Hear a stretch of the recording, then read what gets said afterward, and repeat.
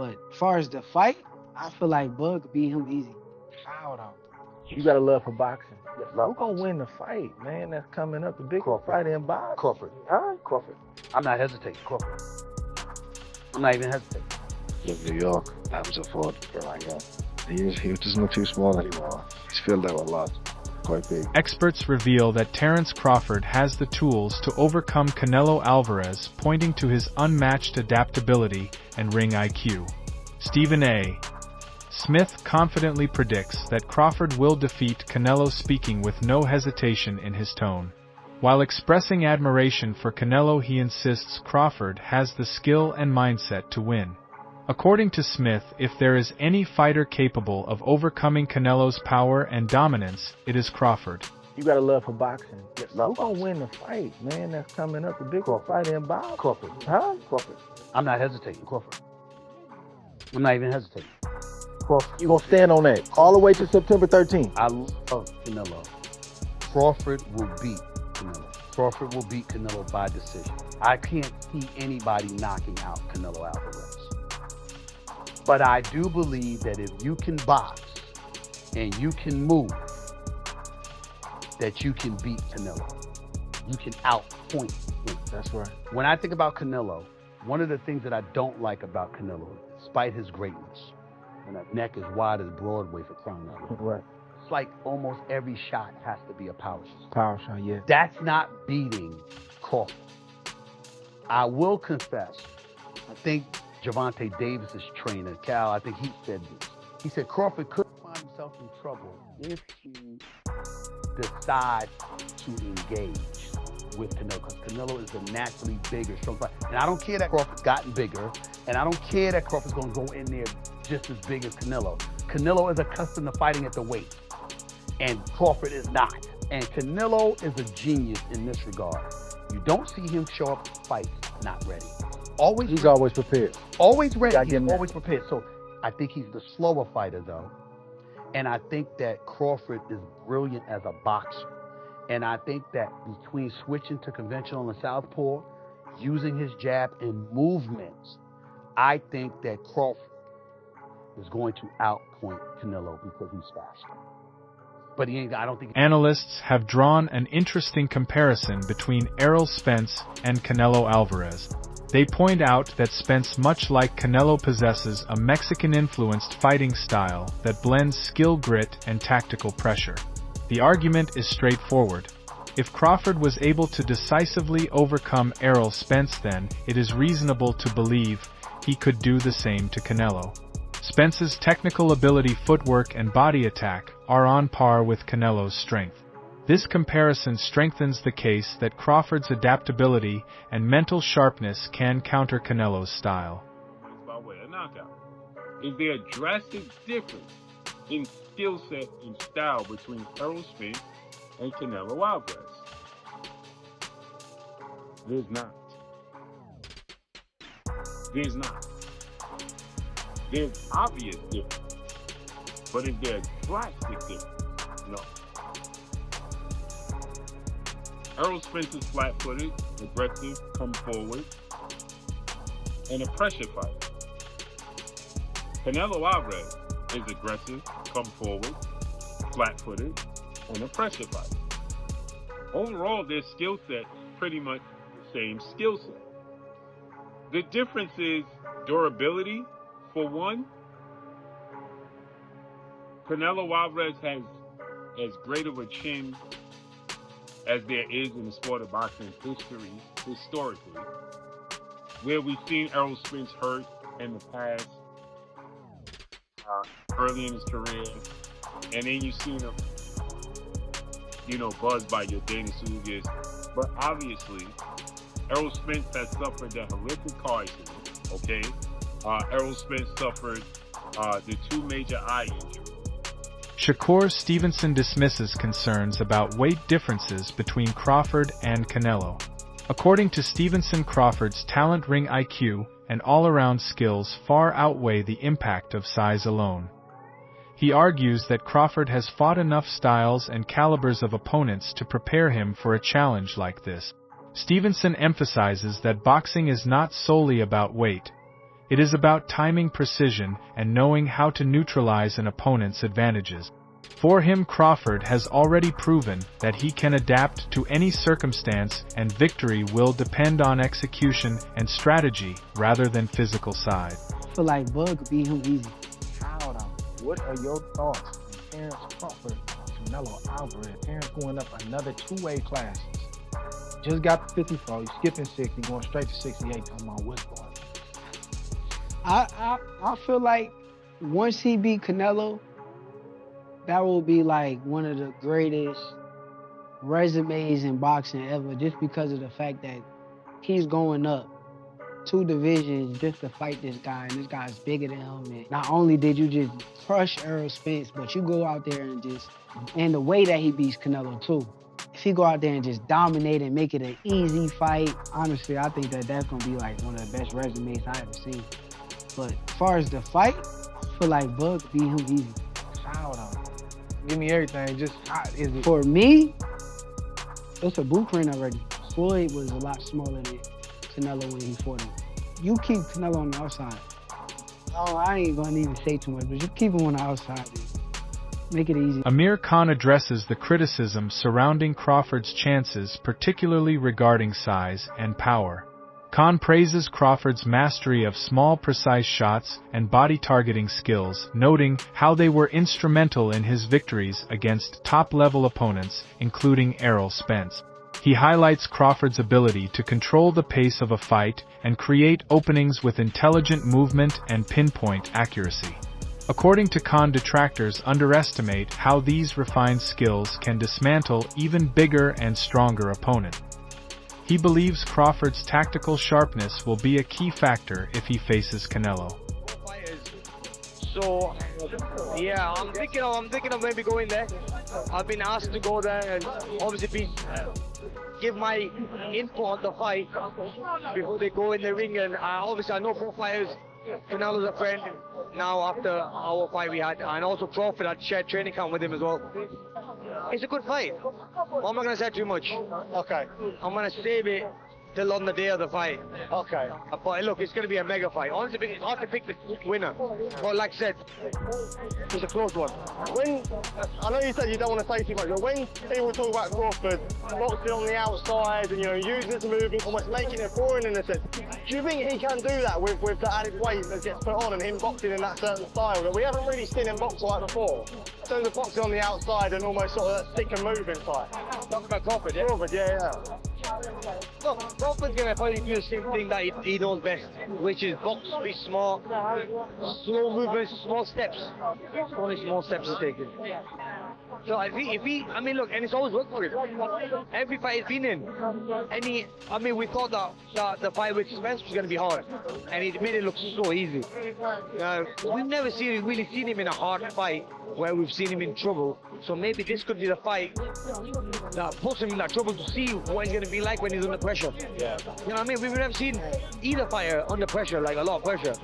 I mean, you can't say. I mean, Golovkin for Canelo, I guess. Yeah, you could say. exactly. Yeah, Golovkin. Yeah. But other than that, I don't class the Mayweather fight a hard fight because Mayweather just a runner, wasn't he? Yeah. I guess Bivol, but Bivol had the size. Bivol had the size advantage, but this one, I think Canelo has the size advantage. But then again, I've always said Crawford puts on the weight well. If you look at size of him, you see his picture when he was like 185. He looked huge, bro. He looked jacked up and he looked strong at the weight as well. Promoter Eddie Hearn admits he initially dismissed Crawford's chances against Canelo. However, his opinion changed dramatically after meeting Crawford in person and observing his mindset. Hearn was struck by Crawford's unwavering confidence and determination to win, noting that determination at the highest level can often make the difference in elite matchup. This new impression led Hearn to believe that Crawford's mental edge combined with his skill set could make the fight far more competitive than he first imagined. While acknowledging Canelo's strengths, he now sees a realistic path for Crawford to emerge victorious. Are you still favoring Crawford in the fight, or has your opinion changed? I mean, I've always favoured Canelo in the fight. Well, I've heard that you want Canelo to win, but you of feel... course, yeah. I like Terence. I've worked a lot with Canelo, and I think just because of what I saw in Riyadh, and because of... And he's getting on as well, Crawford, but just like the mindset of Crawford. Like, there's no doubt in Terence Crawford's mind that he wins this fight. And when you spend a bit of time with him, you kind of start buying into that. And I guess that's what happened in Riyadh, because I've travelled with him to fight. You know, but it's a 50-50. I think gun to head, I'm probably picking Crawford right now. I want Canelo to win. And he can win for sure. But Terence is going to make it really tricky and awkward. I don't think he's going to like it, kind of. Former fighter Andy Lee calls the matchup between Canelo and Crawford a great fight for the sport. He downplays the notion that weight is a decisive factor, pointing out that Crawford is not as small as some may think. After gaining weight for this potential bout, Crawford appears physically strong and well-conditioned. Lee argues that while Canelo may have a natural size advantage, it will not automatically translate into victory. He believes Crawford's speed, angles, and versatility can offset the difference in size, making the fight competitive and exciting for fans.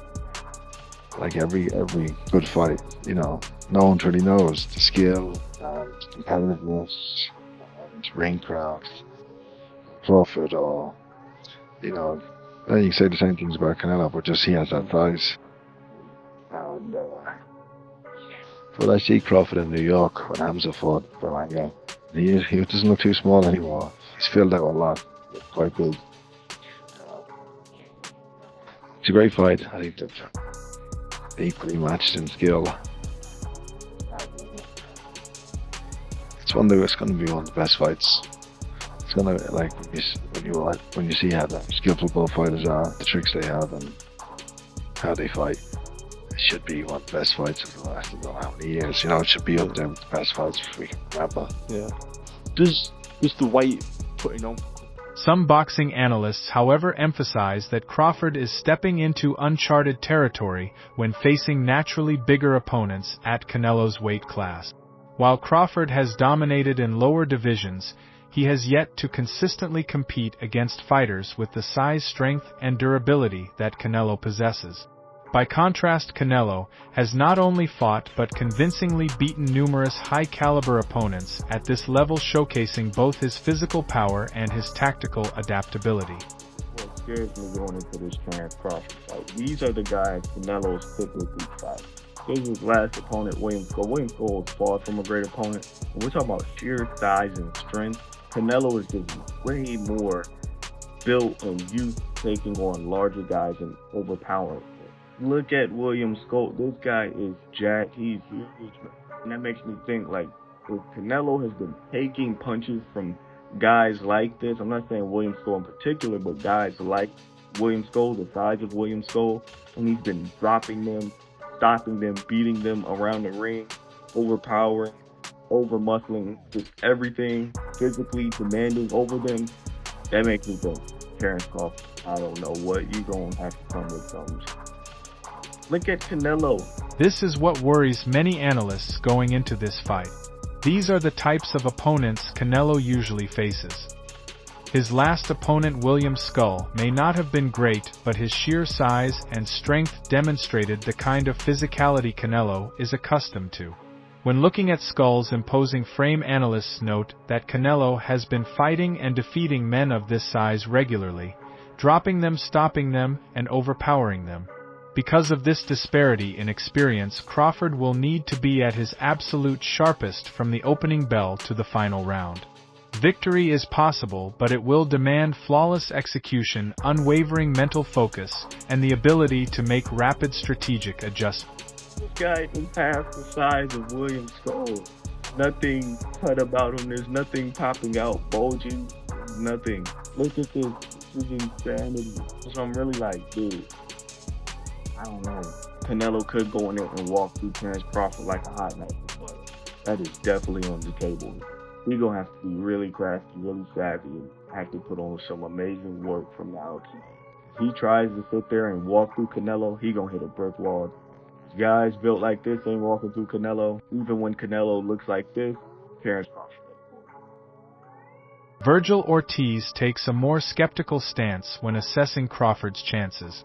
He points out that Crawford has yet to truly test himself against elite opponents at a higher weight. Stepping into such a demanding fight without that experience, Ortiz argues, is a major risk. A fighter's body reacts differently when carrying extra pounds, particularly in stamina, foot speed, and reaction time.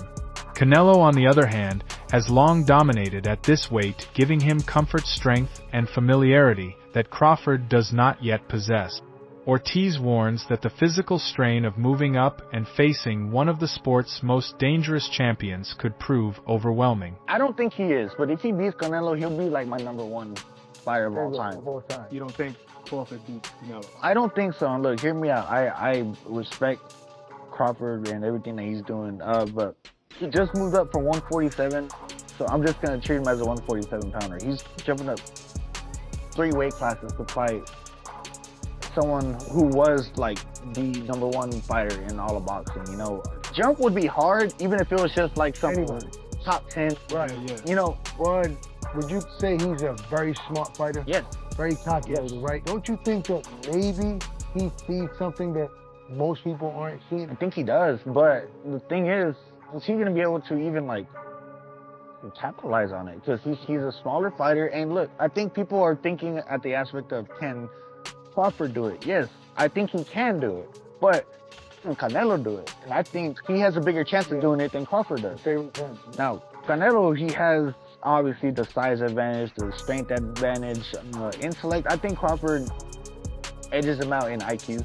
I just think the weight difference is going to be the deciding factor here. I mean, like, when I seen Canelo's check hook against Berlanga, that shit was like this. You know, and Canelo's not slow either. Like, this shit was, I didn't see that coming at all. He just dropped him, and I was just like, damn, he still got it. I just think that Crawford just bit off a little more than he can chew, but if he can chew it and he beats him, which I think he can. I'm not saying he has 0% chance. I'm just thinking Canelo wins. But if he does, he will be my #1 fighter of all time. Wow, I always knew that you had a lot of respect and admiration for him. There is also an ongoing debate among fans and analysts about how the outcome will be perceived. Some believe that if Crawford wins, he will receive full credit for overcoming a bigger, more experienced opponent. However, if Canelo wins, critics might dismiss it as simply defeating a smaller man. Conversely, if Canelo loses, the backlash could be even harsher, with many questioning how one of boxing's pound-for-pound best allowed a smaller fighter to beat him. This dynamic adds an extra layer of intrigue and pressure for both fighters. What suits Canelo Alvarez? The fact that when he beats Terence Bud Crawford, he's really not going to get much credit for this victory. Although Terence is an undefeated fighter, he's a pound-for-pound star, one of the biggest names in American boxing. But he's going up 3 weight divisions, and on paper, Canelo Alvarez should win this fight, and he should win it in a dominant fashion. And that's what sucks about his fight, because Canelo really doesn't gain much from beating Crawford. The only one who really can gain anything that is Crawford. And I guarantee you, Canelo Alvarez beats Terence Bud Crawford. All the fans that were saying the easy fight for Crawford, Canelo's washed, Crawford's gonna win by KO, all these crazy things, right? Those same people are gonna be saying, oh, Canelo's a cherry picker, he doesn't want to fight real fighters, he's ducking Benavidez, he's ducking the rematch against Dimitri Bivol. He's gonna be like, man, Canelo he just can't win. You're gonna see, man, the narrative is gonna totally flip. It's gonna be a very crazy thing to watch. But I'm curious to know your thoughts.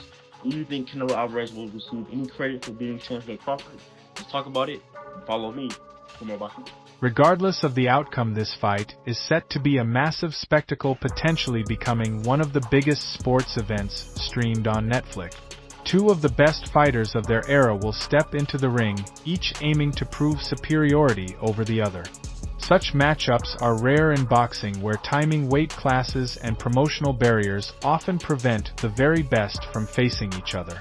This bout represents not just a clash of champions, but a meeting of styles, legacies, and ambitions that will be remembered for years to come. This is huge news for boxing, UFC, and Netflix. Terence Crawford versus Canelo Alvarez will hopefully be on September the 13th on Netflix. Now, the reason why this is so interesting is, of course, the UFC, TKO, recently acquired their new strange boxing model with Turkey Al-Sheikh and Dana White promoting it. And this actually will be on Netflix. So for some context, if you don't know, the UFC are currently under negotiations with a new TV deal. And the rumours for a very long time were that of Netflix. It doesn't look like they're going down that route anymore. Or at least it sounded like Netflix wanted a total package where they would get major UFC fights and the major boxing fights as well. Or potentially they didn't even want the UFC fights and they just wanted a couple of these sort of events. Regardless, Dana White is officially the promoter for it, which I do believe is still bizarre. Still really think that's super bizarre. And the fact that they have quite opposing views in Turkey Al-Sheikh and Dana White, to be honest. Not in everything, but in how events are run. Dana White doesn't even like stadiums, first and foremost.